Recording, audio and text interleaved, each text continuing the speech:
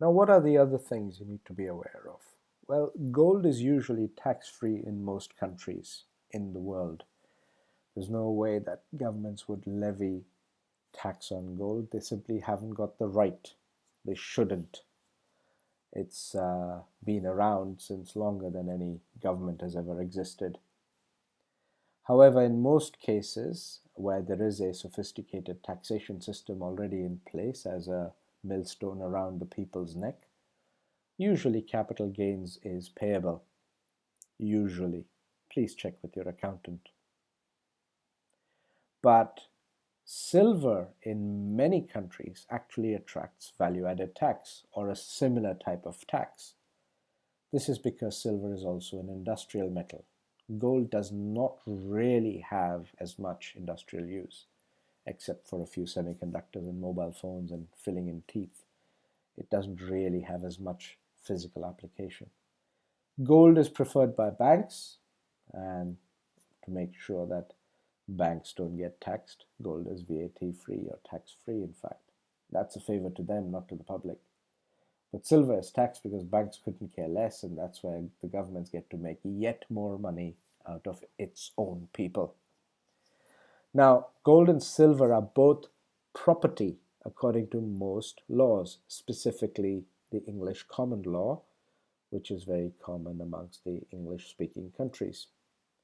So both gold and silver, therefore, being physical property at par with land or real estate, makes a brilliant inheritance device. Because you see, you couldn't sell your house brick by brick, but you can sell gold gram by gram. And yet you can pass it on to the next generation as a real physical asset, something where a little bit of gold today could potentially pay off their university fees 20 years down the line. Now, gold and silver both do not fall under any securities regulations anywhere in the world. They are not securities. They are not stocks, shares, bonds, or any of these things, financial instruments made up for sake of bankers and brokers' commissions.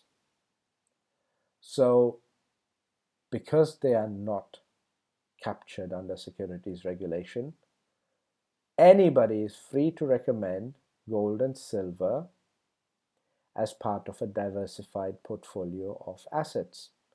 Nobody is required anywhere in the world to have a license or any financial recommendation qualification in order to make a recommendation to buy gold and silver. This is a huge advantage because one doesn't have to start giving financial advice. You just simply say, would you like to have some gold and silver? You need to, because it is going to protect you against all the crooks in government and the financial services world. Once you have done that, you have absolutely no obligation to report to anybody that you've given people a recommendation to buy gold and silver because it is simply not captured by securities regulation. This is why gold and silver is one of the most free commodities on the planet that you are able to recommend, and yet it is a type of money and it is an original form of money and even a type of a financial instrument used for inheritance and various other purposes. Please watch the next video.